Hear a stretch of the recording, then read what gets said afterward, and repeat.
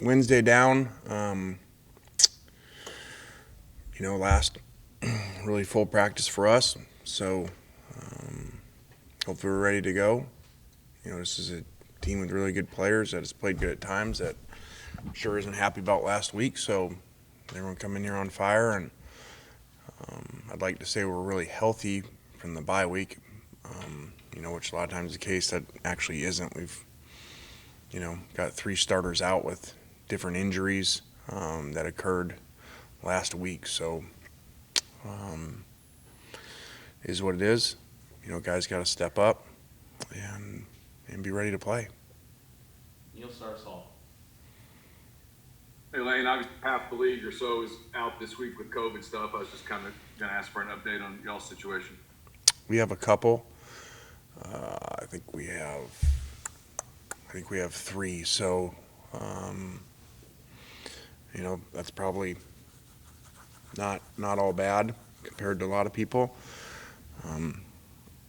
And somehow, we tested Monday and Tuesday, and somehow had no negatives. Which is great because I was very concerned with everybody gone for the weekend, not being around. Are you surprised that around the league this has become such a problem this weekend in particular? I mean, given the fact that everybody had been testing for so long over the course of the year.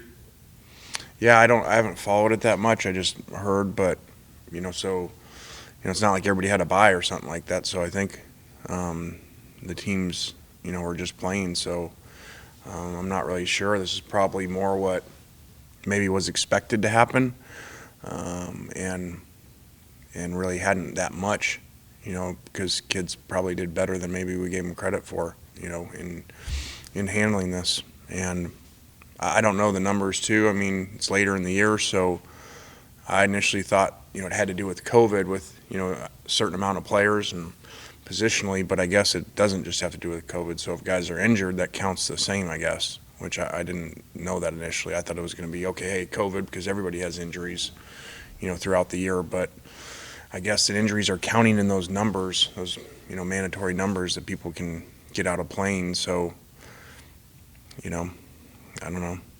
Maybe some people don't want to play. Maybe their season's not going good. So, who knows? David, go ahead. Lane, you talked a little bit about this on Monday, and I'm sure you've been on both sides of this coin.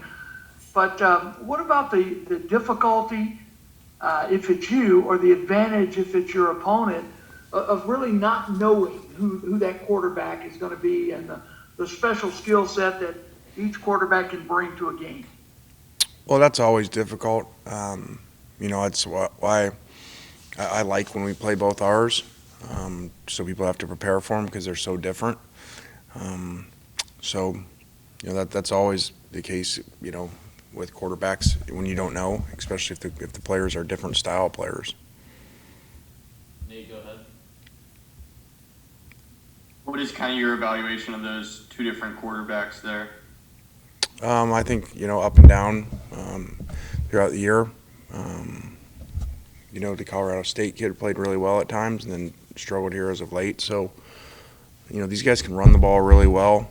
I remember watching the other side of the ball, watching them against, we were getting ready for Vanderbilt, and they did a great job running the ball that day. So, anytime a team can run the ball well, especially when we've not been good at stopping it, we're going to need to do that regardless of who's handing it off. And the style that Will plays, and, you got a lot of I think they've had a lot of games here lately in 50s and 60s play counts, which I think is, how he likes it, kind of old school, and probably see a lot of that, especially with us being a tempo offense. So, we've got to get off the field. Go ahead, Nick. Lane, you talked earlier this year about the group chat that you and Will and Jeremy and Kirby and all those guys have. Just curiosity, who initiated that? How did it come about? And just how active is that group message? It's a good question. I feel like I initiated it, but I don't know that. I think it was a lot more active in preseason with, everybody trying to figure out what we can do, scheduling and COVID and, what are you hearing about this and scheduling and all that. So I think it was really active, and we had more free time then too. I think it's died down a little bit, especially with, I think all three of them lost last week, so they've been pretty quiet. Go back to Nate.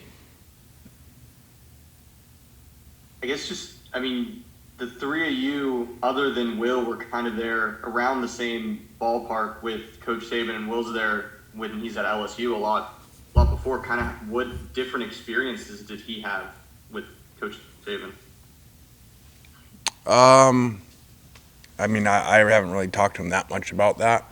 You probably have to ask him. Kirby's told me a few stories, but I can't tell him. There's actually some really good ones. Go ahead, David. Lane, you said Monday, as the week progressed, you'd know more about your place kicking situation. Anything else you can share with us on that today? Well, since they're not saying who their quarterback is, we're not going to say who our kicker is. We'll really get them. But they'll obviously know in warm-ups because now we have to go out there, so we won't be able to hold it a secret. Back to Nick. This is kind of a recruiting team building one, but when you're out on the recruiting trail or this year when you're doing Zooms and all that stuff, how valuable is it having guys in the NFL who are making headlines like Metcalf and A.J. Brown are? Is that an asset for you guys recruiting, or is that something that doesn't ever come up? I think that's a little bit. I think that's more when you were there, I don't think a kid really chooses a school because a player played there, But I think it's more if you coached them, we can bring it up, whatever. But I think it's of more value when, you coach somebody, say, okay, we coached this guy, and here's what he was coming out. He's comparable to you or whatever, and here's the process of the 3-year process of getting them to the first round. So I think that matters a little more. Maybe there's a little bit if you're recruiting an in-state player and there's a great player that stayed home, so it just gives them, an example to say, hey, you don't have to go to wherever, Georgia, Alabama, LSU, or whatever. You can stay right here, and it's been done before. Neil, go ahead. Lane, I meant to ask this a minute ago. I'm sorry. With all the games being postponed, is the time of your game Saturday been talked about being changed, or are you guys set for 6:30? I have not heard anything about that, so I assume we're still set. Back to Nick. Off that, just assuming you haven't heard anything about the Texas A&M game next week being in Jeopardy Hall. I have not. I don't. You guys would know more than me. I don't even know which side canceled these games. Of the teams, or if both were under their numbers, or if one coach didn't want to play, so because they don't like where their numbers are at certain spots or injuries or how they're playing.